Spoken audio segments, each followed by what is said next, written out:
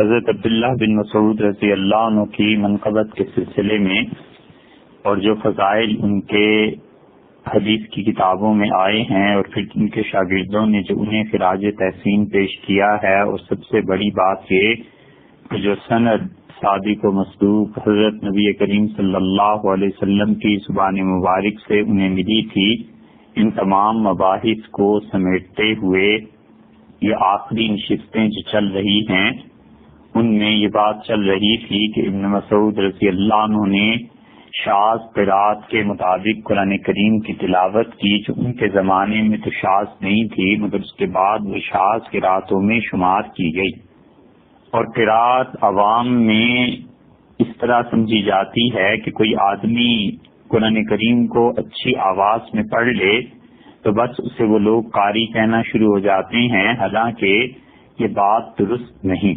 قاری تو وہ ہوا کرتا ہے جسے 7 قرات کا علم ہو، 7 ائمہ جن جن قراتوں کو کرتے رہے ہیں ان کی تمام تفصیلات سے وہ واقف ہو، اور اسے پتا ہو کہ قرآن کریم میں کوئی ایک لفظ کس طرح کہاں پر پڑھا گیا ہے، پھر اسی لفظ کو دوسری جگہ کیسے پڑھا گیا ہے۔ مثلا آپ دیکھیے، ایک آسان سی مثال آپ سے عرض کرتے ہیں کہ وہ قرآن کریم جو حضرت عثمان رضی اللہ عنہ کی طرز کتابت پر، قریش کی خط و کتابت پر لکھے گئے تھے، ان کو آپ دیکھیں تو ہر جگہ آپ کو لفظ ابراہیم پر غور کرنا چاہیے۔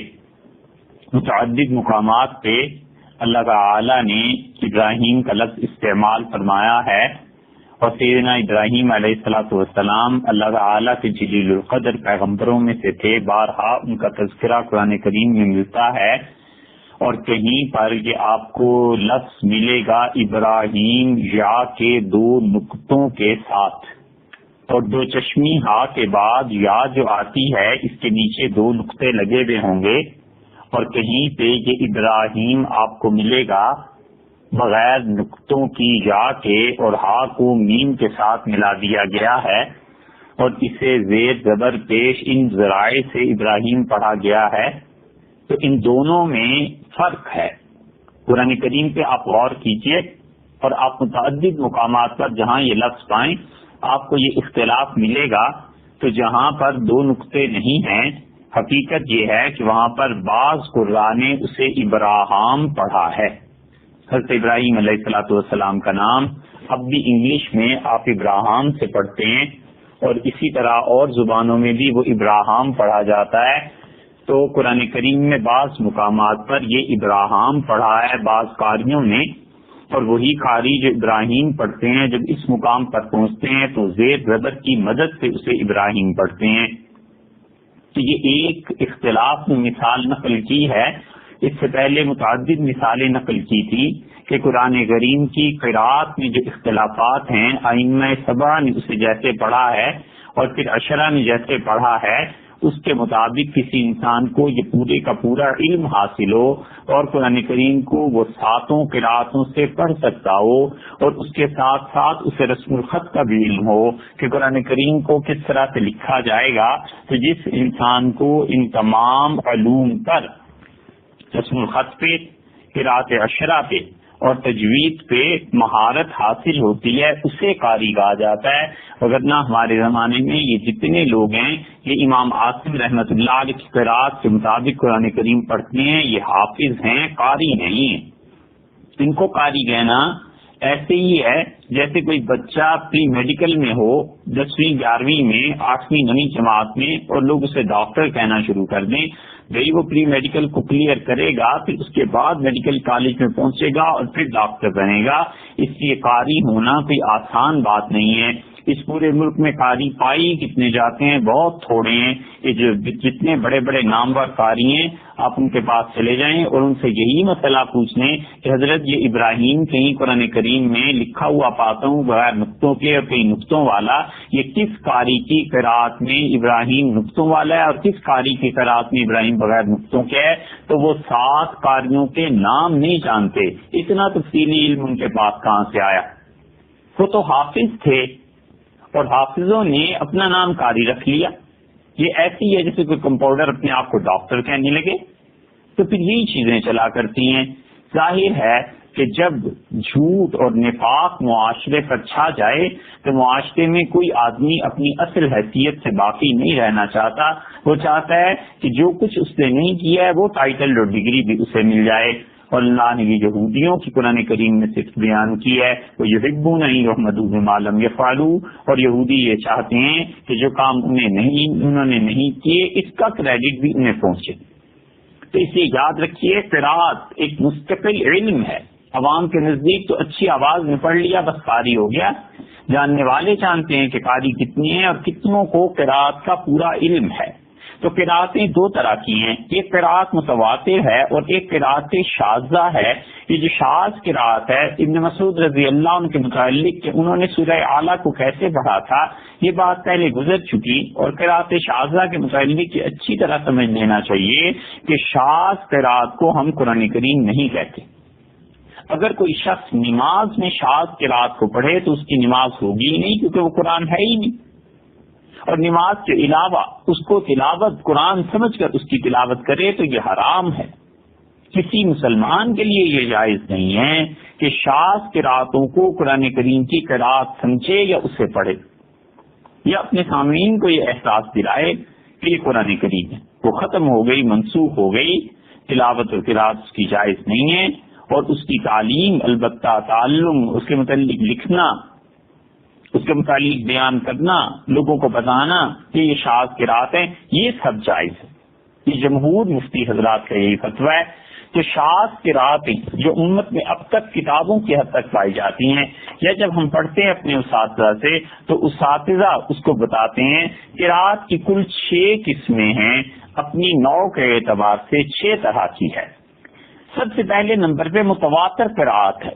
اور متواتر کا مطلب یہ ہے کہ جسے ایک پوری جماعت نے دوسری جماعت سے نقل کیا ہو, اتنی مشہور اور واضح ہو, جیسے لاہور کا پاکستان میں ہونا واضح ہے, جیسے دلی کا ہندوستان میں ہونا اور واشنگٹن کا امریکہ میں ہونا. کوئی شک و شبہ جس چیز میں نہ رہے, یہ متواتر قرات ہے. اور ہمارا ایمان اور عقیدہ اور ہمارے ایمان اور عقیدے کا حصہ ہے کہ قرآن کریم حضور اقدس صلی اللہ علیہ وسلم سے لے کے ہم تک متواتر پہنچا ہے. آج جو کچھ ہم 2 گتوں کے درمیان جلد ہوا پاتے ہیں اور سورہ فاتحہ سے لے کے والناس تک جتنا کچھ ہم دیکھتے ہیں اور پڑھتے ہیں, یہ سب کا سب اپنی قراتوں سمیت حضور اقدس صلی اللہ علیہ وسلم سے لے کے ہم تک متواتر پہنچا ہے. اس میں ایک حرف, ایک لفظ کی کمی بیشی نہیں ہوئی. جیسے اللہ تعالیٰ نے جبریل امین کو دیا تھا, جبریل کو اللہ نے کہا ہے کہ وہ امین ہے, امانت دار ہے, ہمارے پاس سے لے کے جاتا ہے, ویسے ہی انہوں نے رسول اللہ صلی اللہ علیہ وسلم کو دیا. اور نبی کریم صلی اللہ علیہ وسلم اگر امین نہیں تھے تو دنیا میں کوئی امین نہیں. حضور اقدس صلی اللہ علیہ وسلم قرآن کریم کے بارے میں اتنے زیادہ حساس تھے, جو کچھ جبریل امین نے پڑھایا ہے بغیر کسی زیر زبر کی تبدیلی کے آگے آپ نے صحابہ کرام رضی اللہ عنہ کو منتقل کیا. اور نبوت سچی ہو, جھوٹے نبی کے لیے نہیں, اس کے لیے تو سزا جہنم ہے, وہ تو اللہ کے الگ معاملہ ہے. سچا نبی حضور اقدس صلی اللہ علیہ وسلم, اللہ نے فرمایا وَلَوْ تَقَبَّلَ عَلَيْنَا لَبَعْضَ الْأَقَاوِيلِ, اور اگر ہمارے پاس سے جو وحی نہیں آئی, کوئی ایسی وحی جو اپنے پاس سے بنا کر لوگوں کو دے دیتے, ہمارے متعلق کوئی بات ایسی کہہ دیتے جو ہم نے نہیں کہی ہے, جو وہی ہم نے جبریل امین کے ذریعے نہیں بھیجی, محمد صلی اللہ علیہ وسلم کہہ دیتے کہ یہ خدا کی طرف سے آئی ہے, لَأَخَذْنَا مِنْهُ بِالْيَمِينِ, ہم اپنے نبی صلی اللہ علیہ وسلم کا ہاتھ دایاں پکڑ لیتے, دایاں ہاتھ پکڑ لیتے یعنی مجبور اور بے بس انہیں کر دیتے.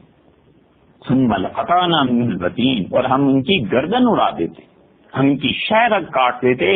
یہ اگر ایک حرف بھی رسول اللہ صلی اللہ علیہ وسلم اپنے پاس سے کہتے, اللہ نے اس کے ساتھ ساتھ بتا دیا کہ قرآن کو ایسے ہی نہ سمجھو, یہ اللہ نے دیا ہے, جبریل امین نے بالکل اسی طرح رسول اللہ صلی اللہ علیہ وسلم کو پہنچایا, اور نبی کریم صلی اللہ علیہ وسلم بالکل ٹھیک اسی طریقے سے صحابہ کرام رضی اللہ عنہ کو دے کے گئے, اور صحابہ رضی اللہ عنہ سے تابعین, تبع تابعین, حتیٰ کہ وہ قاریوں تک پہنچا, اور قاریوں سے ہم تک اس قرآن کریم کی سند متصل ہے.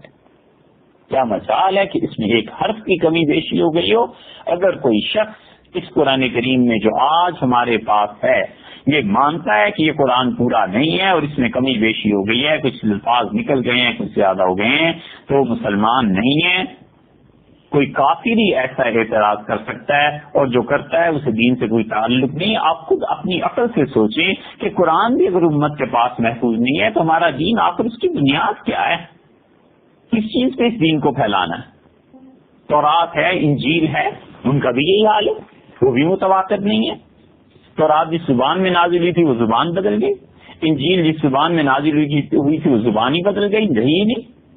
تورات اور انجیل کے پیچھے کوئی بھی ہسٹوریکل بیک گراؤنڈ ہے؟ ہمارے مذہب کے حق ہونے کے اور اسلام کے صحیح ہونے کے بہت بڑے دلائل میں سے یہ ہے کہ ایک امت نے دوسری امت سے نقل کیا ہے، ایک گروہ نے دوسرے گروہ سے نقل کیا ہے، اور حضور اکرم صلی اللہ علیہ وسلم سے لے کے اب تک 1500 برس میں یہ قرآن کریم متواتر آیا ہے۔ تو متواتر قرات وہ جسے ایک بہت بڑے جمع غفیر میں سینکڑوں ہزاروں لوگوں نے پڑھا اور اگلی نسل کو پڑھایا۔ جیسے سینکڑوں ہزاروں لوگوں نے آج سے 200 سال پہلے دیکھا لاہور ایک شہر تھا، پھر اس کے بعد انہوں نے اپنے بچوں کو بتایا کہ لاہور ایک شہر تھا، بچے بڑے ہوئے انہیں پتا چل گیا، پھر انہوں نے دوسری نسل کو بتایا، تیسری نسل کو بتایا۔ تو 6 قسموں میں سب سے مشہور قسم متواتر ہے، اور ہم اسی کے ساتھ قرآن کریم کو اللہ کا کلام مانتے ہیں۔ دوسری قرات کی مشہور قسم وہ جس کی سند صحیح ہے، رسول اللہ صلی اللہ علیہ وسلم تک پہنچتی ہے۔ سیدنا عثمان رضی اللہ عنہ نے جو قرآن کریم لکھوائے تھے ان میں سے کسی ایک رسم الخط کے مطابق ہے، ائمہ 7 اس کے قائل ہیں، مشہور ہیں سارے، لیکن وہ تواتر کی حد تک نہیں پہنچتی۔ بس تواتر میں اس میں یہ فرق ہے کہ وہ قرآن نے نقل کیا ہے، لیکن وہ علمی طور پر پڑھا جاتا ہے، ہر مسلمان اسے نہیں جانتا۔ تیسری وہ ہے جو صحیح ہے، جس کی سند معلوم ہے، لیکن لکھنے میں، تحریر میں سیدنا عثمان رضی اللہ عنہ کے کسی قرآن کریم کے مطابق نہیں ہوتی۔ وہ ہم کہتے ہیں وہ بھی قرآن ہے، یہ بھی چیز تھی، اس کی بھی قرات تھی، لیکن ہم اب اسے نہیں پڑھیں گے۔ اور چوتھی قرآن کریم کی وہ چیز ہے جو شاذ ہے، یہ قرات شاذ کا مطلب یہ ہے کہ جو پہلے آپ سے عرض کر دیا ہے کہ اس کا نہ پڑھنا جائز ہے، نہ اس کو قرآن کریم کو نہ اس کے مطابق لکھی ہوئی بات کو قرآن کریم کہنا جائز ہے، الا یہ کہ تعلیم کے لیے ہو۔ اور شاذ قراتوں میں وہ ابن مسعود رضی اللہ عنہ کی ایک قرات آتی ہے جس کا تذکرہ پچھلی نشست میں گزر چکا۔ مثلا آپ دیکھیے اللہ تعالیٰ نے فرعون کو کہا فَالْيَوْمَ نُنَجِّيكَ بِبَدَنِكَ، ہم آج کے دن تیرے جسم کو بچائیں گے۔ اب ننجی میں جو جیم ہے اسے بعض لوگوں نے ہا کے ساتھ پڑھا ہے، فَالْيَوْمَ نُنَحِّيكَ، تو نہا ایک طرف کر دینا، آج ہم تیرے جسم کو ایک طرف کر دیں گے۔ اب اس شاذ قرات کو کوئی نہیں پڑھتا، تو سب سے پہلے متواتر، پھر مشہور، پھر صحیح، پھر شاذ، اور پانچویں قرات وہ ہے جو موضوع ہے، جھوٹ ہے، خام خواہ راویوں نے اپنے پاس سے بنا کے اسے قرآن کی قرات کے طور پر کہہ دیا۔ یہ راوی کی بحث انشاءاللہ آگے کو آ جائے گی۔ اور چھٹی قرات وہ ہے جس کو قراء حضرات اپنی زبان میں الشبیح بالمدرج کہتے ہیں، یعنی وہ الفاظ جو قرآن کریم میں تفسیر کے طور پر بڑھا دیے گئے ہوں۔ اس کی متعدد مثالیں دی تھی نا، کہ جیسے یہ آیا کہ صلاۃ وسطیٰ کی حفاظت کرو، اور آگے بریکٹ میں لکھ دیا گیا صلاۃ العصر۔ سعد بن ابی وقاص رضی اللہ عنہ کی قرات میں ایسے آتا ہے۔ حضرت عبداللہ بن عباس رضی اللہ عنہ کا حوالہ دیا تھا صحیح بخاری کی روایت سے کہ لیس علیکم جناح ان تبتغوا فضلا من ربکم، کوئی گناہ نہیں ہے تم پہ، تم اپنے پروردگار کا فضل تلاش کرو، تجارت کرو حج کے موسم میں۔ اس میں جو آ گیا تھا آگے فی مواسم الحج، یہ فی مواسم الحج کا جو اضافہ ہے یہ عبداللہ بن عباس رضی اللہ عنہ کی قرات میں آتا ہے، یہ ہے، اس کو وہ کہتے ہیں کہ یہ مدرج ہے۔ یہ قرات مدرج کے حوالے لیتے ہیں، یہ قرات شاذ کے حوالے لیتے ہیں مستشرقین اور کافر، اور کہتے ہیں قرآن پورا نہیں۔ عبداللہ بن زبیر رضی اللہ عنہ کی روایت میں آ گیا تھا نا، وَلْتَكُن مِّنكُمْ أُمَّةٌ يَدْعُونَ إِلَى الْخَيْرِ وَيَأْمُرُونَ بِالْمَعْرُوفِ وَيَنْهَوْنَ عَنِ الْمُنكَرِ وَيَسْتَعِينُونَ بِاللَّهِ عَلَىٰ مَا أَصَابَهُمْ، یہ يَسْتَعِينُونَ بِاللَّهِ عَلَىٰ مَا أَصَابَهُمْ جو تھا یہ شبیہ بالمدرج کہلاتی۔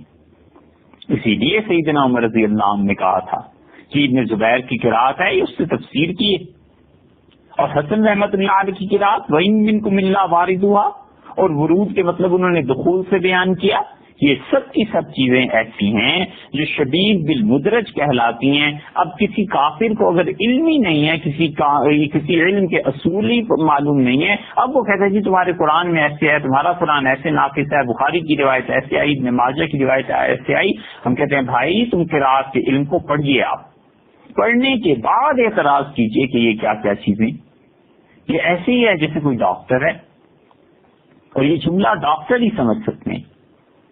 ہر آدمی لگا ہوا ہے اس بات پہ کہ ڈاکٹر صاحب اس کے سائیڈ ایفیکٹس کیا ہوتے ہیں، اس کے سائیڈ ایفیکٹس کیا ہیں. تو بہت سے ڈاکٹروں کو ہم نے سنا وہ کہتے ہیں بھائی سائیڈ ایفیکٹ تو تمہارے کھانے کا بھی ہو سکتا ہے، پینے کا بھی ہو سکتا ہے. یہ سائیڈ ایفیکٹس کیا ہوتے ہیں ہر آدمی اسے نہیں سمجھ سکتا. یا تو ڈاکٹر سمجھتے ہیں، یا ڈاکٹر کسی کو تعلیم دے دیں کہ سائیڈ ایفیکٹس کیا ہوتے ہیں وہ سمجھتے ہیں.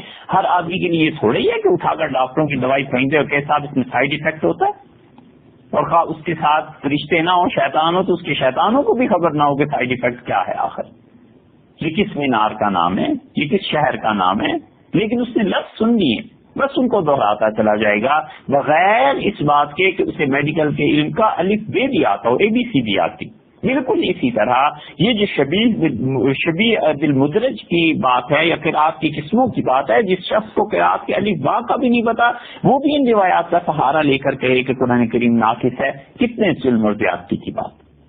شاذ قراتوں کے ائمہ 4 آدمی تھے، اور ان میں سب سے پہلے امام تھے ابن محیثن مکی رحمۃ اللہ علیہ. 122 ہجری میں وہ پیدا ہوئے، اور علامہ ذہبی رحمۃ اللہ علیہ نے قرآن کریم کے اچھے حافظوں میں ان کا شمار کیا ہے. سعید بن جبیر رحمۃ اللہ علیہ، ان سے انہوں نے قرآن پڑھا تھا، اور انہوں نے آگے حضرت عبداللہ بن عباس رضی اللہ عنہما وغیرہ سے پڑھا تھا. اور انہوں نے بعض قراتیں ان تک روایات پہنچی ہیں، لیکن وہ شاذ قراتیں قریش سے تعلق رکھتے تھے اور قرائے مکہ میں شمار کیے جاتے تھے. احمد بزی نے آپ سے روایت کی ہے، اور احمد البزی یہ 40 سال تک مسجد حرام میں مؤذن رہے، خدا کے گھر میں کعبۃ اللہ میں اذان دیتے رہے. امام بخاری رحمۃ اللہ نے فرمایا کہ بشار ان کا نام تھا، اور یہ پہلے مشرکین میں سے تھے، پھر اس کے بعد انہوں نے اسلام قبول کر لیا تھا، اور انہوں نے قرآن کریم کو پڑھا. اور احمد بزی کی جو دوسری روایات ہیں اس میں ان کی قرات متواتر ہے. تو اس لیے ایک تو ائمہ قرات شاذہ میں سے پہلے امام ابن محیثن مکی ہیں، اور دوسرے امام یحییٰ یزیدی ہیں، ابو محمد یحییٰ بن مبارک بصری رحمۃ اللہ علیہ، اور قرات کے ائمہ میں سے تھے، اور بصرہ میں لوگ ان سے قرآن کریم پڑھتے تھے. حافظ ذہبی رحمۃ اللہ علیہ نے انہیں بہت اچھے الفاظ سے یاد کی ہے. معرفت القراء الکبار جو انہوں نے کتاب لکھی ہے، بہت اچھی کتاب ہے حافظ ذہبی رحمۃ اللہ علیہ کی بھی، اور انہوں نے یحییٰ یزیدی رحمۃ اللہ علیہ کی بڑی تعریف کی. انہوں نے اپنی قرات میں خود بعض چیزوں میں اپنے اختیار سے بھی کام لیا ہے. یہ بھی ایک لمبی بات ہے، لیکن قرآن کریم کو انہوں نے بہت ہی زیادہ محنت کر کے حاصل کیا تھا. یہ کہتے تھے کہ میرے والد یحییٰ ان کا نام تھا نا، یحییٰ بن مبارک، تو کہتے تھے میرے والد مبارک جو تھے وہ امام ابو عمر بصری رحمۃ اللہ علیہ کے پاس گئے، اور مکہ مکرمہ میں ملاقات ہوئی. تو میرے والد نے امام ابو عمر بصری رحمۃ اللہ علیہ سے عرض کیا کہ حضرت میرے بیٹے کو قرآن پڑھا دیں، اور والد مجھے مکہ میں چھوڑ کر چلے گئے. اور میرا حال یہ تھا کہ اس کے بعد میں ان سے ملا ہی نہیں، اور چیزیں پڑھتا رہا، یہاں تک کہ والد تجارت کے لیے گئے اور پھر وہ واپس آ گئے. اور واپسی کے وقت جو امام ابو عمر بصری رحمۃ اللہ علیہ تھے والد کو سن کے ملاقات کے لیے آئے، تو انہوں نے کہا یحییٰ کا کیا بنا؟ تو انہوں نے کہا جب سے تم نے کہا تھا اس دن کے بعد سے آپ کے لڑکے نے منہ ہی نہیں دکھایا. تو والد کو شدید غصہ آیا. انہوں نے کہا جب تک میرا بیٹا کھڑے کھڑے تم سے پورا قرآن نہ پڑھ لے یہ گھر میں خدا کی قسم داخل نہیں ہو سکتا. اور کہتے ہیں اب میری جان اٹک گئی، اور میں نے وہی کیا جو والد نے کہا تھا. امام ابو عمر بصری رحمۃ اللہ تو بیٹھ گئے، اور میں ان کے سامنے کھڑا ہو گیا، اور پھر نماز کے اوقات کے علاوہ پھر میں بیٹھا نہیں، کھڑے ہو کے جب تک پورا قرآن کریم میں نے ان کو سنا نہیں دیا والد نے گھر آنے کی اجازت نہیں دی۔ تو ایسے لوگ تھے۔ یہ دوسرے امام ہیں گایا، ان کی قرات شاذ ہے، اور تیسرے امام جن کی قرات کی شاذ قرات کی روایتیں کتابوں میں ملتی ہیں، یہ حسن بصری رحمۃ اللہ علیہ ہیں۔ ایک سیدنا حسن بن علی رضی اللہ عنہما ہیں، وہ نہیں، اور حسن بصری رحمۃ اللہ علیہ اس سے پہلے کسی نشست میں ان کا حوالہ آیا تھا، مگر وہاں ان کے نام کے ساتھ رحمۃ اللہ علیہ کے بجائے رضی اللہ عنہ ہو گیا تھا۔ ایسے نہ ہو کسی کو شبہ ہو کہ حضرت حسن رضی اللہ عنہ کا وہ بیان ہے، یعنی حسن ابن علی رضی اللہ عنہ کا نہیں، وہ حسن بصری رحمۃ اللہ علیہ وہاں بھی مراد۔ اور حسن بصری رحمۃ اللہ علیہ بصرہ کے شیخ، مفتی، علم، عمل، ہر اعتبار سے بہت بڑے آدمی تھے، اور انہوں نے بے شمار چیزیں پائیں۔ ان کی والدہ ام المومنین ام سلمہ رضی اللہ عنہا کی باندھی تھی، اور ان کی والدہ انہیں چھوڑ جاتی تھی۔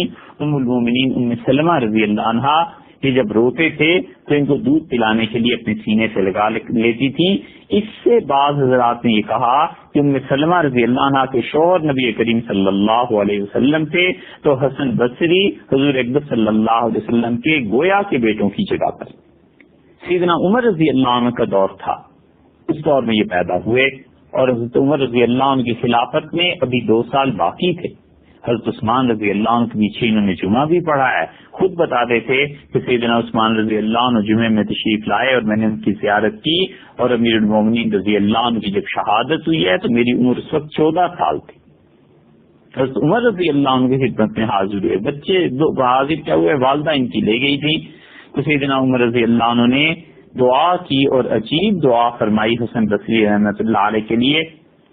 ہم آج اتنا زمانہ گزرنے کے باوجود 1500 برس کے بعد بھی حسن بصری رحمۃ اللہ علیہ کے لیے عزت، احترام اور محبت اپنے دلوں میں مسلمان محسوس کرتے ہیں نا۔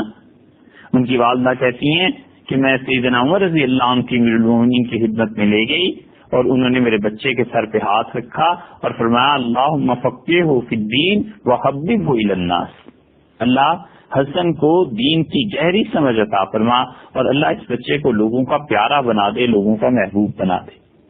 سیدنا عمر رضی اللہ عنہ کی دونوں دعائیں اللہ نے قبول کی، اور حسن بصری رحمۃ اللہ علیہ نے خوب پڑھا قرآن کریم کو۔ انہوں نے خطان بن عبداللہ رقاشی رحمۃ اللہ علیہ سے پڑھا تھا، اور یہ رقاشی جو تھے یہ حضرت ابو موسیٰ اشعری رضی اللہ عنہ کے شاگرد تھے، اور ابو العالیہ رحمۃ اللہ علیہ سے دوبارہ قرآن کریم پڑھا حسن بصری رحمۃ اللہ علیہ نے۔ حسن بصری رحمۃ اللہ علیہ کے استاد ہوئے ابو العالیہ، اور ابو العالیہ رحمۃ اللہ علیہ جو تابعین میں سے انہوں نے پڑھا ابی بن کعب 1، زید بن ثابت 2 رضی اللہ عنہما، اور زید بن ثابت رضی اللہ عنہ تو کاتب تھے قرآن کریم کو، انہوں نے لکھا ہے۔ اور حسن بصری رحمۃ اللہ علیہ نے حضرت انس بن مالک رضی اللہ عنہ سے بہت سی چیزیں روایت کی، اور حسن بصری رحمۃ اللہ علیہ بڑے زاہد، بڑے روزہ رکھنے والے، اللہ کی عبادت کرنے والے، اتنے فصیح اللسان تھے کہ امام شافعی رحمۃ اللہ علیہ نے کہا کہ لو اشاء اقول ان القرآن نزل بلغت الحسن لقلت لفصاحتی، اگر میں یہ کہنا چاہوں کہ قرآن کریم حسن بصری کی لغت کے مطابق نازل ہوا ہے تو میں کہہ سکتا ہوں حسن بصری رحمۃ اللہ علیہ اتنے فصیح تھے۔ تابعین کہتے ہیں کہ حسن بصری رحمۃ اللہ علیہ جب واعظ کرتے تھے، جب نصیحت کرتے تھے، اتنی عمدہ عربی بولتے تھے کہ بالکل قرآن کی عربیت کے مشابہ ہوتی تھی۔ اور لکھنے والوں نے یہاں تک لکھا ہے کہ حسن بصری رحمۃ اللہ علیہ اگر بنی اسرائیل میں ہوتے تو انبیاء علیہ الصلوۃ والسلام کے مقام پر فائز ہوتے۔ 110 ہجری میں انتقال ہوا ہے حسن بصری رحمۃ اللہ علیہ کا، اور یہ تیسرے راوی ہیں جن کی بعض قراتیں شاذ ہیں، اور چوتھے راوی جن کی قراتیں شاذ ہیں وہ سلیمان بن مہران رحمۃ اللہ علیہ آمش سندھی تھے، اور سندھ اور جدہ کے عربوں کے جو تعلقات تھے بحری جہازوں کے ذریعے، اور بعض حضرات کا خیال یہ ہے کہ ان کے والد جو تھے ان کا تعلق سندھ یا کوفہ سے تھا، بعض کی کوفہ کی بھی روایت۔ تو سلیمان بن مہران عامش اسدی رحمۃ اللہ علیہ، اور ان کے والدین انہیں کوفہ لے کے آ گئے، اور کوفہ میں انہوں نے سب سے کمال جس چیز میں حاصل کیا وہ حدیث تھی۔ حدیث کی آج بھی شاید ہی کوئی کتاب ایسی ہو جس میں سلیمان بن مہران رحمۃ اللہ علیہ کا نام نہ ہو. عامش رحمۃ اللہ علیہ نے زید بن وہب سے پڑھا, زر بن حبیش سے پڑھا, اور زر بن حبیش کی سند حضرت عبداللہ ابن مسعود رضی اللہ عنہ تک جاتی ہے. ابراہیم نخعی رحمۃ اللہ علیہ سے پڑھا, اور ابو العالیہ رحمۃ اللہ علیہ سے. اور خود عامش رحمۃ اللہ علیہ سے پوچھا گیا کہ آپ نے قرآن کریم کس سے پڑھا, تو انہوں نے کہا میں نے یحییٰ سے پڑھا, اور انہوں نے علقمہ رحمۃ اللہ علیہ سے پڑھا تھا, اور علقمہ نے ابن مسعود سے, اور انہوں نے حضور اقدس صلی اللہ علیہ وسلم سے, اور انہوں نے قرآن لیا تھا جبریل امین سے, اور ان کو اللہ نے دیا تھا. اللہ تعالیٰ تک جن چیزوں کی سندیں پہنچتی ہیں سب سے افضل اور اعلیٰ سند اللہ تک یا فتوے کی ہے, اور یا اس قرآن کریم کی ہے, اور یا ان احادیث کی ہے جس میں حضور صلی اللہ علیہ وسلم یہ فرماتے ہیں کہ اللہ نے مجھ سے کہا. یہ تینوں سندیں پہنچتی ہیں اس لیے کہ اللہ نے قرآن میں کہا یستفتون کہ آپ سے فتویٰ مانگتے ہیں, قل اللہ یفتیکم, آپ سے کہ یہ اللہ فتویٰ دیتا ہے, تو فتوے کی سند بھی اللہ تک پہنچتی ہے. اور قرآن کریم کی تو ظاہر ہے, اور جہاں حضور صلی اللہ علیہ وسلم راوی ہوں اللہ تعالیٰ سے وہ بھی ظاہر ہے. تو عامش رحمۃ اللہ علیہ بڑے اونچے درجے کے زاہد تھے. وہ کی کہتے تھے میں نے عامش کو مسجد جاتے دیکھا اور 70 سال تک ان کی تکبیر اولیٰ فوت نہیں ہوئی, اور 60 سال تک میں نے خود دیکھا ہے کوئی رکعت ان کی قضا نہیں ہوئی, یعنی دیکھنے والوں نے انہیں دیکھا. اور عامش رحمۃ اللہ علیہ بہت سے حکمت کی باتیں ان کی ہیں. عامش رحمۃ اللہ علیہ کے انتقال 148 ہجری میں ہوا تھا. یہ چاروں راوی ہیں ایسے جن کی سندیں حدیث کی کتابوں میں, قرات کی کتابوں میں ہر جگہ ملتی ہیں, اور یہ ہیں ائمہ شاذ قراتوں کے. ان قراتوں میں عبداللہ ابن مسعود رضی اللہ عنہ کی بھی شاذ قرات کا ذکر آ جاتا ہے. اور باقی 7 ائمہ وہ ہیں جو متواتر ہیں, اور ان 7 ائمہ سے جو متواتر ہیں قرآن کریم ہم تک متواتر پہنچا ہے. ہم کیسے یہ مان سکتے ہیں کہ قرآن کریم متواتر نہیں ہے؟ ولیعوذ باللہ.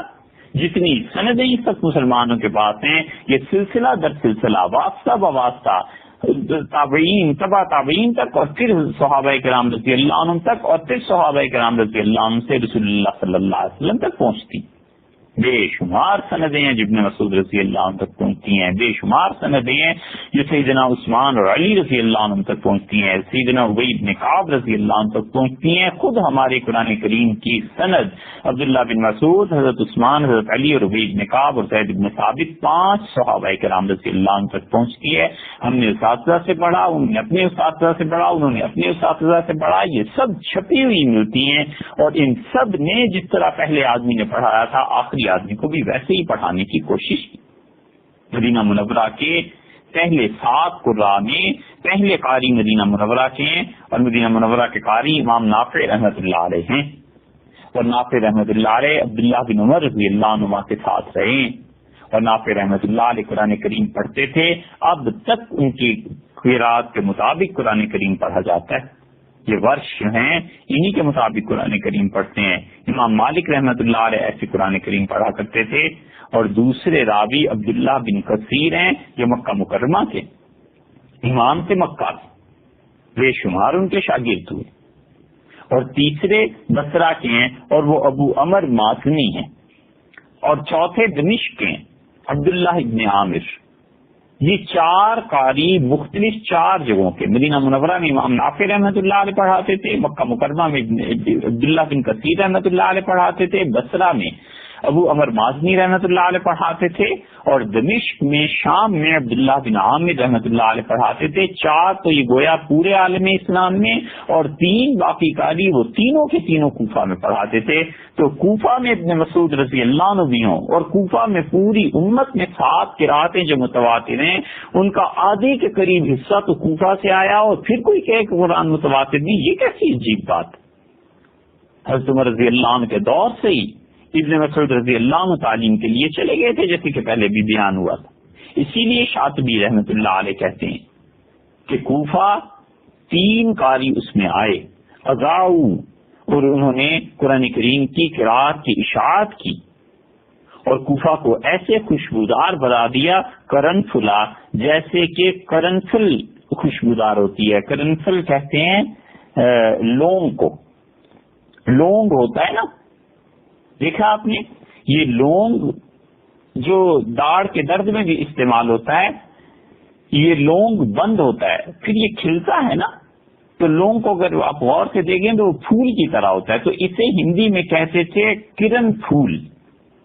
تو یہ کرن پھول جب ہندوستان سے ہی پیدا ہوتا تھا، عربوں میں گیا تو عرب اب اتنا لفظ کیسے بولتے، پھول، وہ تو پے اور ہے ملے تو پھے بنتا ہے نا، تو عرب تو اتنی ثقیل زبان نہیں استعمال کرتے تھے، اس لیے کرن پھول سے یہ قرنفل بن گیا، اور قرنفل کہتے ہیں لونگ کو۔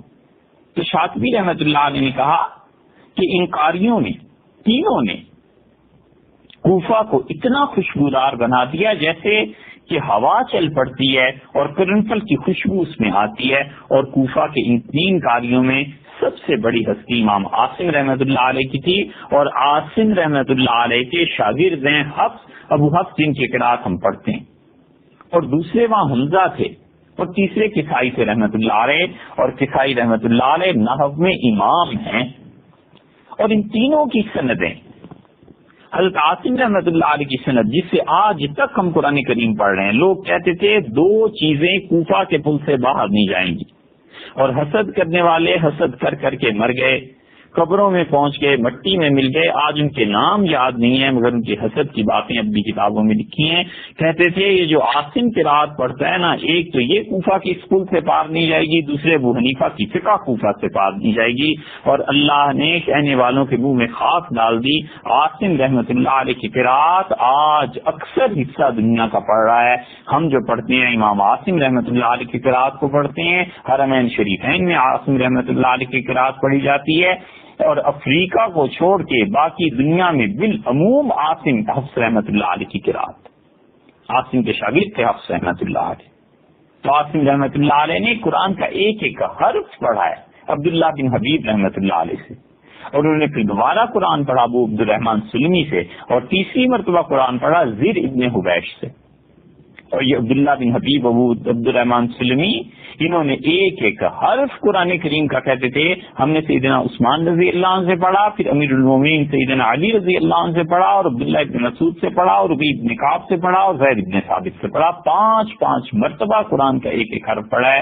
حضرت عثمان، علی، عبداللہ بن مسعود، ربیع ابن کعب اور زید ابن ثابت رضی اللہ عنہم، اور ان کی سند آج ہم تک متواتر چلی آتی ہے۔ ان 5 صحابہ کرام رضی اللہ عنہ سے ہماری سند جا کر ملتی، اور وہ کہتے ہیں زر ابن حبیش رحمت اللہ علیہ کہ میں نے عثمان اور عبداللہ ابن مسعود رضی اللہ عنہ سے ایک ایک حرف قرآن کریم کا پڑھا ہے، اور انہوں نے حضور اقدس صلی اللہ علیہ وسلم سے پڑھا تھا۔ عثمان اور ابن مسعود رضی اللہ عنہ کس کے شاگرد تھے؟ اور نبی کریم صلی اللہ علیہ وسلم پر جبریل امین آئے، اور جبریل نے اللہ تعالیٰ سے قرآن کریم کو لیا۔ اور دوسرے قاری حمزہ ہیں، 80 ہجری میں پیدا ہوئے، امام ابو حنیفہ رحمۃ اللہ علیہ کا اور ان کا سال پیدائش ایک ہی ہے۔ امام ابو حنیفہ رحمۃ اللہ علیہ کا انتقال 150 میں ہوا، حمزہ کا انتقال 154 میں ہوا۔ اور حمزہ رحمۃ اللہ علیہ جو قاری ہیں وہ کہتے ہیں میں نے پورا قرآن کریم جو پڑھا ہے 3 آدمیوں سے پڑھا ہے، امام صادق رحمۃ اللہ علیہ سے، امام عامش رحمۃ اللہ علیہ سے، اور محمد بن ابی لیلہ سے، اور ایک روایت میں انہوں نے چوتھا نام بھی لیا، اور ان کا عمران بن عاین رحمۃ اللہ علیہ سے میں نے قرآن کریم پڑھا ہے۔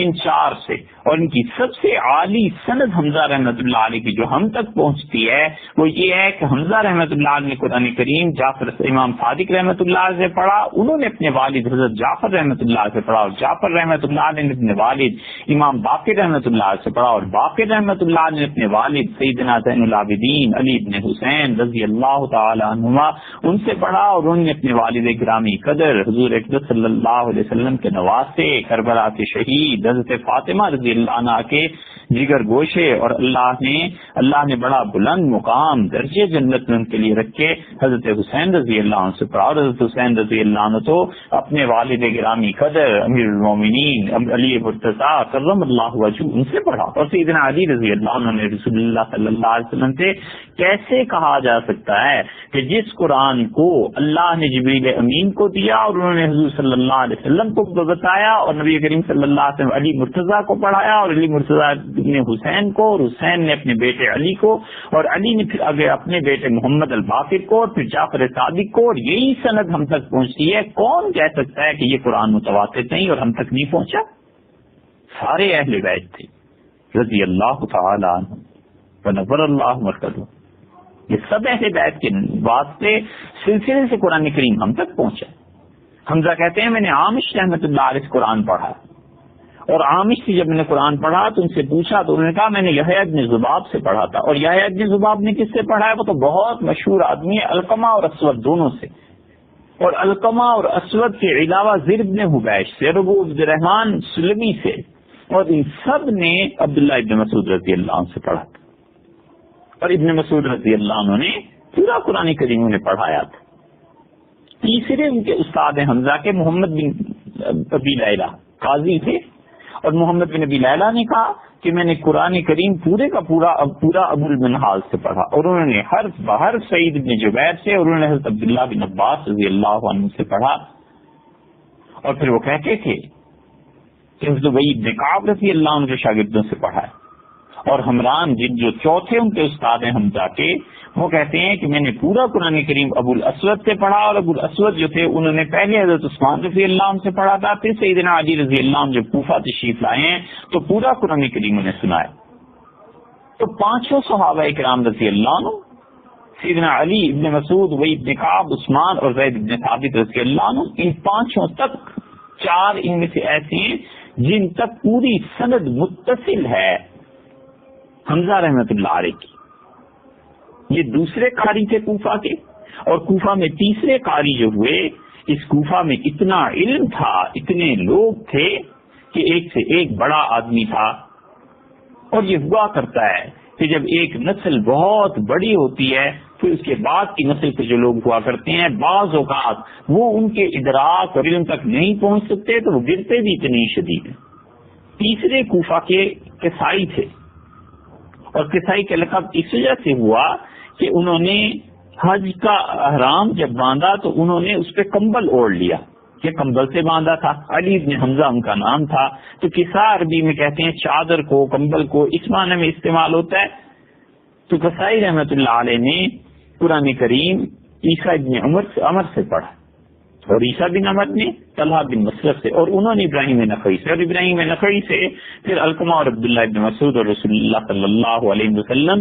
یہ سارے قاری انہوں نے قرآن کریم ان پانچ صحابہ کرام رضی اللہ عنہ سے پڑھا. اور کوفہ والوں نے خاص طور پہ سند میں حضرت عثمان، حضرت علی اور ابی بن کعب رضی اللہ عنہ آتے ہیں، اور ابن مسعود رضی اللہ عنہ، کیونکہ سیدنا علی رضی اللہ عنہ کا تو دارالخلافہ وہ تھا، اور ابن مسعود رضی اللہ عنہ نے وہاں تعلیم دی تھی، تو وہاں تو ہونا ہی تھا.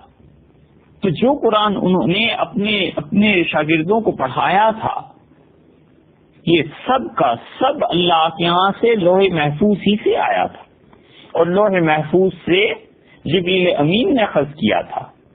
اب تعالی شانہ نے براہ راست جبریل امین کو کوئی چیز دی تھی، اور پھر حضور اکبر صلی اللہ علیہ وسلم کو جبریل امین نے پڑھ کر سنایا. اور آخری سال میں حضور اکبر صلی اللہ علیہ وسلم نے 2 مرتبہ جبریل امین کو پڑھ کے سنایا. پھر جبریل امین نے حضور اکبر صلی اللہ علیہ وسلم کو پڑھ کے سنایا. پھر رسول اللہ صلی اللہ علیہ وسلم نے ابی بن کعب کو رکھا تھا کہ قرآن کریم وہ لکھیں، اور حضور اکبر صلی اللہ علیہ وسلم کا اپنا گھر سیدنا علی رضی اللہ عنہ، ان کے گھر میں رہنے والے، ان کے پاس رہنے والے حضور صلی اللہ علیہ وسلم کے معتمد خلیفہ راشد اور ابی بن کعب، جن کو نبی کریم صلی اللہ علیہ وسلم خدا نے مجھے کہا ہے ابی میں تمہیں قرآن پڑھ کے سناؤں. تو ابی نے کہا کیا میرا نام اللہ نے لیا ہے؟ تو رسول اللہ صلی اللہ علیہ وسلم ہاں جبریل یہی کہتے ہیں کہ اللہ نے کہا ہے محمد صلی اللہ علیہ وسلم سے کہیں ابی کو قرآن پڑھ کے سنائے. کتنے خوش نصیب تھے، اللہ کی طرف سے نازل ہوئی وہی حضور صلی اللہ علیہ وسلم جبریل امین لے کے آئے کہ آپ اپنے اس صحابی ابی کو کہیے، ابی کو قرآن پڑھ کے سنائیے. کتنے خوش نصیب تھے کہ رسول اللہ صلی اللہ علیہ وسلم نے پڑھ کے لم یکن الذین کفروا انہیں سنائی.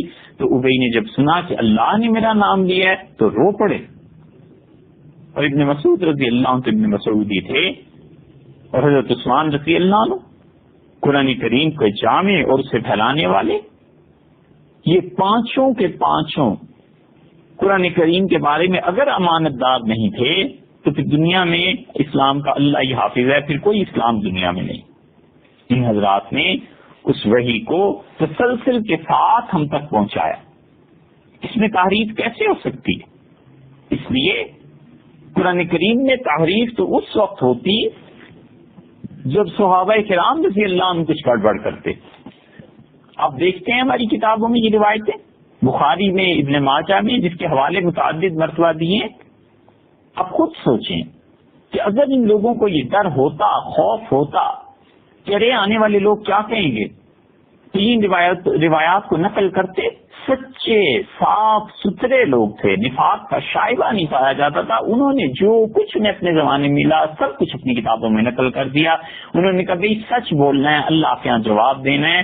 یہ چیزیں ہم سے صحابہ رضی اللہ عنہ سے ہم تک پہنچی ہیں، بالکل بلا کم مقاصد نقل کر دی. وہ لوگ بیٹھ کے کوئی سازشیں تھوڑی ہی بڑا کرتے تھے ولیعذ باللہ. وہ لوگ کہتے تھے جو سچی باتیں ہیں کتابوں میں لکھو. آج کوئی شخص اٹھ کر یہ کہتا ہے کہ اہل سنت والجماعت کی کتابوں میں قرآن کریم کی تحریف کی روایات ہوتی ہیں کہ قرآن پورا نہیں ہے، تو وہ یہ نہیں سوچتا کہ یہ روایات جن صحابہ کرام رضی اللہ عنہ کے حوالے اور واسطے سے نقل ہوئی ہیں وہ سچے کتنے تھے، ان روایات کی کیا حیثیت ہے، یا منسوخ ہے جیسے کہ بحث ہو چکی، یا وہ تفسیری جملے ہیں جیسے کہ بحث ہو چکی، یا وہ شاذ قراتیں ہیں جیسے کہ بحث ہو چکی ہے، اور یا وہ اختلافات ہیں قراء کے. اور پانچویں چیز جو ہمیں اس میں دیکھنی ہے وہ یہ کہ یہ راوی کون ہے. ایک آدمی کہتا ہے ابن مسعود رضی اللہ عنہ نے ایسے پڑھا ہے، ہم کہتے ہیں راوی کو دیکھو کون ہے. اور بہت مرتبہ ایسے ہوا کرتا ہے کہ قرات کی روایت بیان کرتے ہوئے یا حدیث کی روایت بیان کرتے ہوئے درمیان میں کوئی آدمی جھوٹ بولتا ہے.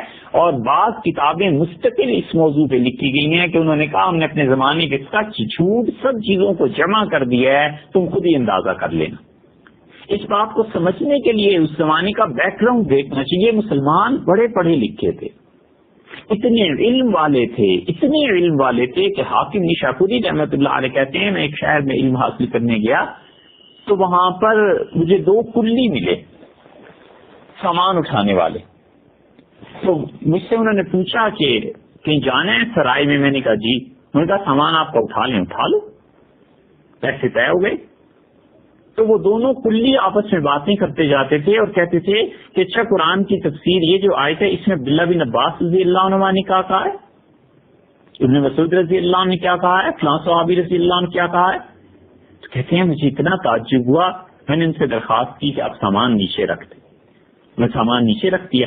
میں نے کہا اللہ نے مجھے کچھ خدمت کی توفیق دی ہے، اگر آپ لوگ مزدوری کسی مجبوری کی وجہ سے کر رہے ہیں تو آپ پیسے لے لیجئے، آپ جیسے علم والے لوگ اور میرا سامان اٹھائیں بڑے شرم کی بات ہے. تو وہ ہنسے اور انہوں نے سامان اٹھا لیا اور انہوں نے کہا کہ تمہاری باتوں سے متاثر ہو گئے ہو، ہمارے اس شہر میں کوئی ایک مسلمان بھی ایسا نہیں ہے جو قرآن کریم کی تفسیر نہ جانتا ہو. تو حاکم کہتے ہیں میں نے کہا تو تمہارے علماء، انہوں نے کہا سبحان اللہ، ان کے تو کہنے ہی کیا، ہمارے لیے یہی شرط کافی ہے کہ ہم اپنی مزدوری سے فارغ ہو کے ان لوگوں کی مجلسوں میں جب جاتے ہیں اور وہ آپس میں بیٹھ کے باتیں کرتے ہیں علم کی تو ہم ان کے ادب کی وجہ سے احترام علم میں بیٹھتے نہیں ہیں، کھڑے ہو کے سنتے ہیں. یہ مسلمانوں کے یہاں علم کا حال تھا. تو جب اتنا علم تھا تو بہت سی کتابیں محدثین نے مفسرین نے لکھ دی. انہوں نے کہا بھائی ہمارے زمانے میں جتنا سچ جھوٹ ہم تک پہنچا ہے یہ سب ہم درج کر رہے ہیں، تم خود ہی پڑھ لینا کیا اصل ہے کیا جھوٹ ہے کیا سچ ہے. در منصور جو کتاب ہے نا سیوطی رحمۃ اللہ علیہ کی، اس میں ہر طرح کی روایتیں مل جائیں گی، سچ بھی جھوٹ بھی. خود حاکم رحمۃ اللہ علیہ نے بہت سی چیزیں نقل کر دی ہیں. بس امام ذہبی رحمۃ اللہ نے آ کے اس پہ تنقید کی کہ یہ باتیں اس میں جھوٹ ہے. تو اسی طرح جب کہ قرآن اور حدیث کی کوئی بات ہوتی ہے تو ہم کہتے ہیں بھی یہ ٹھیک ہے روایت تو ہے کتابوں میں، مگر اس کی تنقید کرنی چاہیے کہ اس میں راوی کون کون ہے، کس طرح یہ حدیث ہم تک پہنچی ہے. اور بڑے المیے کی بات ہے کہ جو بالکل جھوٹے راویوں کی روایتیں ہیں وہ اب چالاک لوگ نکال کر لے آتے ہیں اور کہتے ہیں جی حدیث میں آیا ہے، فلاں تفسیر میں آیا ہے، فلاں جگہ آیا ہے. ارے بھائی لکھا ہوا تو یقیناً ہے لیکن یہ روایت آئی کہاں سے. امام شوکانی رحمۃ اللہ علیہ نے فتح القدیر لکھی ہے، قرآن کریم کی تفسیر ہے. 1250 ہجری میں ان کا انتقال ہو گیا. صنعاء کے قاضی تھے یمن کے. اور شوکانی رحمۃ اللہ علیہ کہتے ہیں کہ ابن عساکر نے یہ نقل کیا حضرت ابو سعید خدری رضی اللہ عنہ سے اور عبداللہ بن مسعود رضی اللہ عنہ سے کہ ہم حضور اکبر صلی اللہ علیہ وسلم کے زمانے میں سورہ مائدہ کی اس آیت کو ایسے پڑھتے تھے. سورہ مائدہ کی 67 نمبر آیت ہے، قرآن کریم کھول کے دیکھ لیجئے، اس میں لکھا ہے یا ایھا الرسول بلغ ما انزل الیک من ربک. اے نبی صلی اللہ علیہ وسلم جو قرآن ہم نے آپ کے نازل کیا ہے اسے لوگوں تک پہنچا دیجیے. وَإِن لَّمْ تَفْعَلْ، اور اگر آپ قرآن لوگوں تک نہیں پہنچائیں گے فَمَا بَلَّغْتَ رِسَالَتَهُ، آپ نے اپنی رسالت کا حق ادا نہیں کیا، آپ نے اپنی ڈیوٹی پوری نہیں کی. وَاللَّهُ يَعْصِمُكَ مِنَ النَّاسِ، اللہ آپ کی حفاظت کرے گا لوگوں سے. ان اللہ لا يهدي القوم الكافرین، یہ آیت اب نہیں ملے گی قرآن کریم میں. ابن مسعود رضی اللہ عنہ نے کیا کہا؟ انہوں نے کہا ہم حضور صلی اللہ علیہ وسلم کے زمانے میں اس آیت کو ایسے پڑھتے تھے یا ایھا الرسول، اے رسول صلی اللہ علیہ وسلم بلغ ما انزل الیک من ربک، اللہ نے جو آپ تک قرآن کریم حکم جو دیا ہے اس کو لوگوں تک پہنچا دیجئے. آگے کیا پڑھتے تھے؟ یہ اس قرآن میں نہیں. ان علی مولا المومنین، کہ علی رضی اللہ عنہ ایمان والوں کے آقا ہیں. وَإِن لَّمْ تَفْعَلْ، اور اگر آپ نے یہ بات نہ پہنچائی سیدنا علی رضی اللہ عنہ کی ولایت کی، فما بلغت رسالت، آپ نے رسالت کا حق ادا نہیں کیا. واللہ یعصمک من الناس، اللہ آپ کو لوگوں سے بچائے گا. ہم کہتے ہیں یہ ہے روایت. اس روایت میں پہلے تو دیکھو یہ آیت کیا اس نے راوی نے کہی ہے کہ ابن مسعود رضی اللہ عنہ نے کہا کہ رسول اللہ صلی اللہ علیہ وسلم کو حکم ہوا کہ آپ پہنچا دیجیے لوگوں تک کہ سیدنا علی رضی اللہ عنہ ایمان والوں کے مولا ہیں. کون ایسا مسلمان ہے جو امیر المومنین مولا علی کرم اللہ وجہہ کو اپنا مولا اپنا آقا نہیں مانتا؟ سیدنا علی رضی اللہ عنہ کے جوتے مل جاتے تو سر پہ رکھے جانے کے قابل تھے، نجات کا ذریعہ بن جاتے. امیر المومنین رضی اللہ عنہ معمولی آدمی تھے. حضور اکبر صلی اللہ علیہ وسلم نے جو فرمایا ہے کہ میں شہر ہوں علم کا اور علی رضی اللہ عنہ کا دروازہ ہیں، اور رسول اللہ صلی اللہ علیہ وسلم نے تھوڑی باتیں تھوڑے مناقب ان کے بیان کی. آپ نے فرمایا اللہ حق کو ادھر پھیر دے جدھر علی پھر جائے، اور رسول اللہ صلی اللہ علیہ وسلم فرمایا کہ علی تم سے نفرت سوائے منافق کے اور کوئی نہیں کرتا، اور ایمان والے ہیں جو تم سے محبت کرتے ہیں. تو علی رضی اللہ عنہ کی محبت ان کی ولایت کا کون قائل نہیں بھائی؟ بات اس پہ نہیں ہے، بات اس پہ ہے کہ یہ آیت کہاں ہے. انہوں نے کہہ دیا، ابن ثاقب نے لکھا ہے، شوکانی رحمۃ اللہ علیہ اور ابن مسعود رضی اللہ عنہ کی روایت ہے. اس روایت پہ جب ہم نے دیکھا کہ اچھا بھی ابن مسعود رضی اللہ عنہ سے کس نے یہ بات سنی تھی، ابن مسعود رضی اللہ عنہ سے آگے یہ بات آخر چلی ہے نا، کس نے کس سے کہی تھی؟ راویوں کی سند کو دیکھو تو معلوم ہوا کہ اس کی سند ہی کچھ نہیں، بالکل مجروح روایت، پوری سند بھی معلوم نہیں. کہتے ہیں ابو بکر نے یہ کہا. کون ابو بکر بھائی؟ ابو بکر کے راوی نام کے دیکھ لو، ابو بکر سلمی ہے، ایک اور ابو بکر ہیں، ایک ابو بکر ایسے ہیں جن کا حافظہ ضعیف تھا. انہوں نے کس سے سنا؟ انہوں نے عاصم سے سنا. اچھا بھی عاصم کے نام کو دیکھو تو عاصم نام کے تو کم سے کم بھی 30-35 راوی مل جاتے ہیں. ان عاصموں میں سے کس سے سنا تھا؟ ایک سے ایک بڑا جھوٹ، ایک سے ایک بڑا جھوٹ ہے. تو راوی بھی پرکھنے ہیں یا نہیں؟ بس اتنا کافی ہے کہ ابن ثاقب نے لکھا لہٰذا ہم نے اسے نقل کر لیا.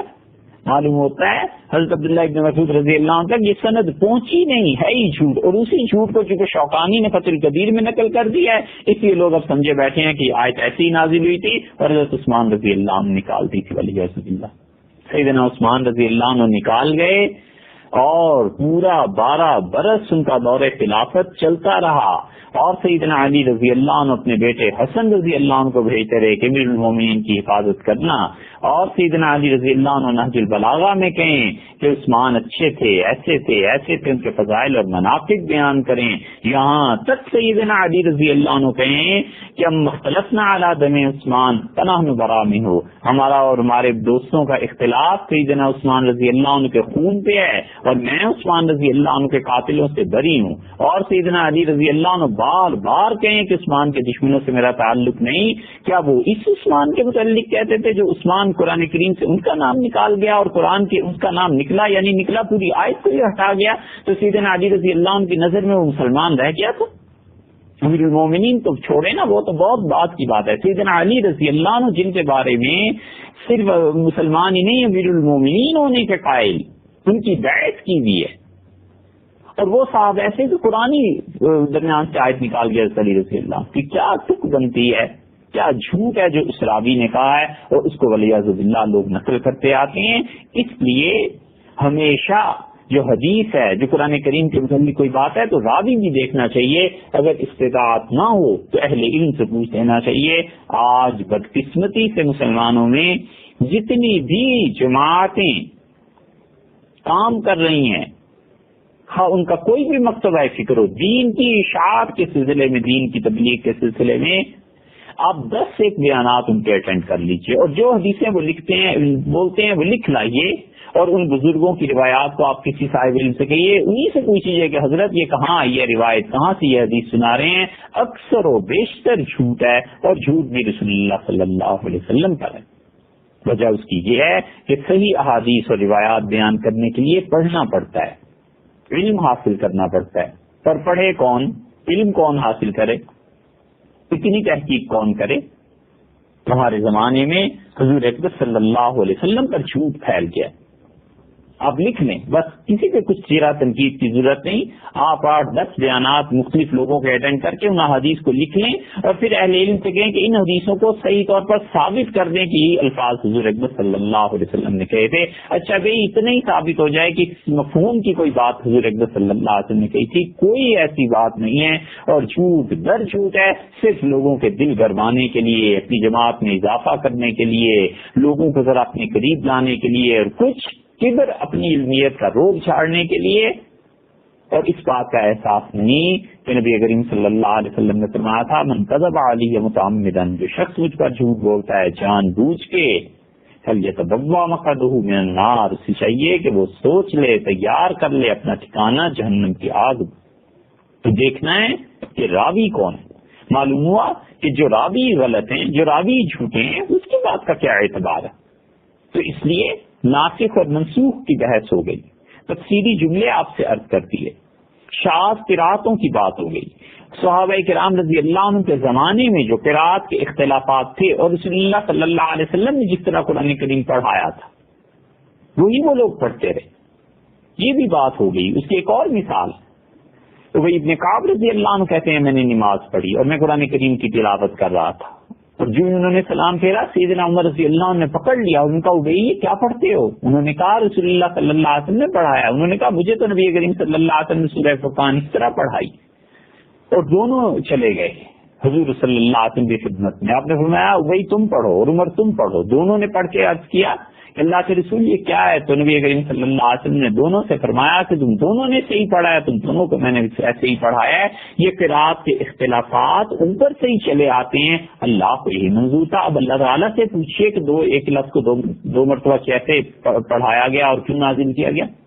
مالک یوم الدین، مالک یوم الدین، قرآن کریم میں سینکڑوں مثالیں ایسی دی جا سکتی ہیں، ابراہیم اور ابراہیم، مالک اور ملک، بہت سی مثالیں، لیکن عام آدمی کے سمجھنے کے لیے یہ بات کر رہے ہیں۔ تو نسخ، تفسیری جملے، شاذ قراتیں، قرات کے اختلافات، اور پانچویں چیز روات، یہ 5 چیزیں فعال کرنی چاہیے۔ اس کے بعد سوچنا چاہیے کہ اگر قرآن کریم کی کوئی ایک روایت بھی آج ایسی ملتی ہے جس سے ثابت ہوتا ہے یا شبہ پڑتا ہے کہ قرآن میں تحریف ہو گئی ہے، تو ان 5 اصولوں پر ہم پرکھیں گے۔ ہم سب سے پہلے دیکھیں گے کہ دیکھنا اس کی ناسخ کوئی آیت تو نہیں، کہ یہ آیت منسوخ تو نہیں ہو گئی تھی جس کا حوالہ یہ مستشرق یہ کافر دے رہا ہے، تو کہے گا اس طرح آتا ہے، ہم کہیں گے دیکھنا کہیں تفسیری جملہ تو نہیں، دیکھنا کہیں شاذ قرات تو نہیں، اچھا بھئی یہ قراء کا اختلاف تو نہیں، ارے اس کی سند بھی تو دیکھ لو، اس کا راوی کوئی ضعیف جھوٹا تو نہیں آ گیا درمیان میں۔ ان 5 چیزوں کے بعد ہم کہتے ہیں قرآن کریم میں تحریف ہو کیسے سکتی ہے؟ تحریف تو ہوتی ہے اگر صحابہ رضی اللہ عنہ کرتے، رسول اللہ صلی اللہ علیہ وسلم نے جو چیزیں خود تبدیل فرمائی ہیں اس کا تعلق یا قرات سے ہوگا یا تفسیری جملوں سے ہوگا یا ناسخ منسوخ کی بحث ہوگی۔ تحریف کی صرف ایک ہی صورت ممکن تھی، اور وہ یہ کہ صحابہ رضی اللہ عنہ کرتے، اور صحابہ کرام رضی اللہ عنہ نے تحریف کر دی، اچھا صاحب ایک لمحے کے لیے مان لیا، 1500 برس سے وہ تحریف چلی آتی ہے، اصل قرآن کہاں ہے؟ پھر اسلام کا کیا اعتبار ہے؟ پھر اللہ ہی حافظ ہے، پھر اس اسلام کو چھوڑ دینا چاہیے، والعیاذ باللہ جس کی کتاب محفوظ نہیں رہ سکتی، یہ بات نہیں ہو سکتی۔ ہمارے نزدیک قرآن کریم کی ترتیب تک اللہ کی دی ہوئی ہے، اور اب تک امت میں محفوظ چلی آتی ہے۔ صحابہ کرام رضی اللہ عنہ نے جس ترتیب سے قرآن پڑھا اور پڑھایا تھا ہمارے نزدیک اب تک وہ ہے، اور قرآن کریم جتنا ہے اس کی 4 ترتیبیں ہیں۔ سب سے پہلی ترتیب یہ ہے کہ سورہ فاتحہ ہے، پھر بقرہ ہے، پھر آل عمران ہے۔ اس لیے جو لوگ یہ شوشہ نکالتے ہیں نا کہ نزولی ترتیب چاہیے، قرآن نازل کیسے ہوا تھا؟ اللہ کے بندو غور کرو، قیامت تک قرآن کریم کی ترتیب نزولی ایسی صاف نہیں مل سکتی، ٹک لگائی ہے جنہوں نے بھی لگائی ہے۔ سورہ اقرا کو پہلے لکھ دیا ہے کہ سورہ اقرا بسم ربک الذی خلق نازل ہوئی، سورہ اقرا بسم ربک الذی خلق کی تو 5 آیتیں نازل ہوئی تھی، پھر اس کے بعد سورہ مدثر کی 3 آیتیں نازل ہوئی۔ تو اس طرح پھر کرنا چاہیے کہ سورہ علق کی 5 آیتیں لکھ کے پھر سورہ مدثر کی 2 آیتیں لکھ دینی چاہیے۔ یہ ثابت کیسے ہوگا کہ قرآن کی کون سی آیت کس موقع پہ نازل ہوئی اور رسول اللہ صلی اللہ علیہ وسلم نے کس صورت میں لکھوایا؟ اس لیے ہم کہتے ہیں نزولی ترتیب کچھ نہیں ہے، اپنے اندازے سے لکھی ہے، جس سے بھی لکھی ہے، ہمیں معلوم ہے کہ کہاں کہاں لکھی اور چھپی ہوئی ہے، مگر وہ سب اندازے ہیں، اس کی کوئی حقیقت نہیں، اور نہ ہی کوئی آدمی اب قرآن کریم کو قیامت تک نزولی ترتیب میں لا سکتا ہے، اور نہ اس کو کچھ فائدہ ہے۔ ہم اس کے قائل ہیں، اہل سنت والجماعت کے رسول اللہ صلی اللہ علیہ وسلم ترتیب دے کر گئے تھے، قرآن کی 4 ترتیبیں ہیں، چاروں متواتر ہم تک پہنچی ہیں۔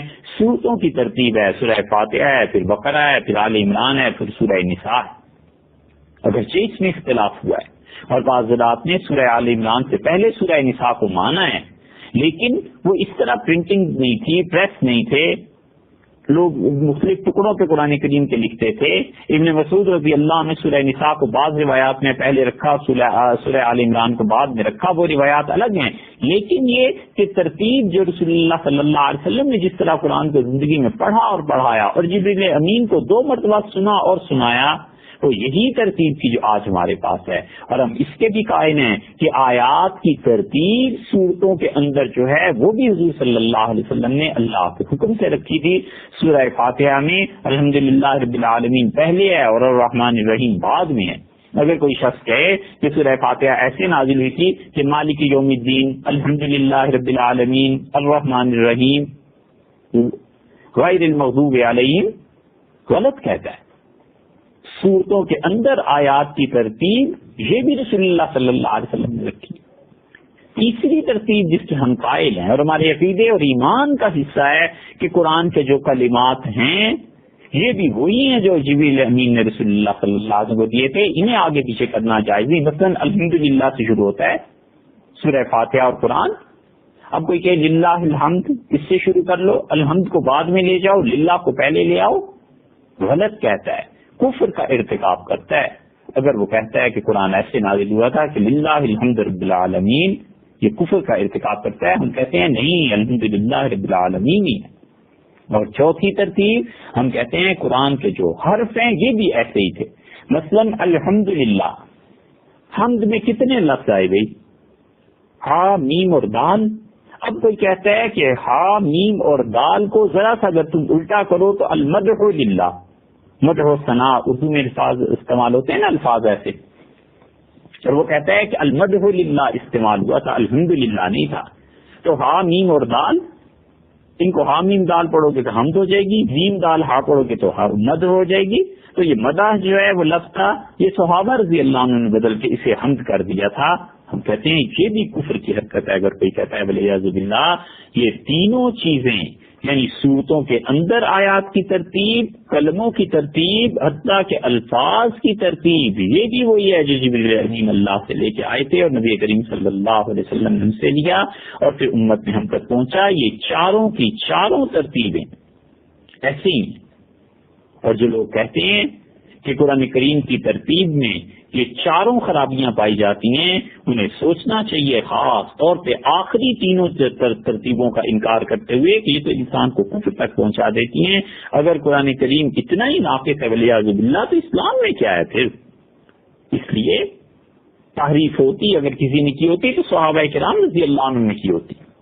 انہوں نے ایک ایک چیز متواتر قرات میں جو ابن مسعود، حضرت علی، حضرت عثمان، ابی بن کعب اور زید بن ثابت رضی اللہ عنہ سے چلی، وہ متواتر ساری ترتیبیں ہم تک پہنچی ہیں۔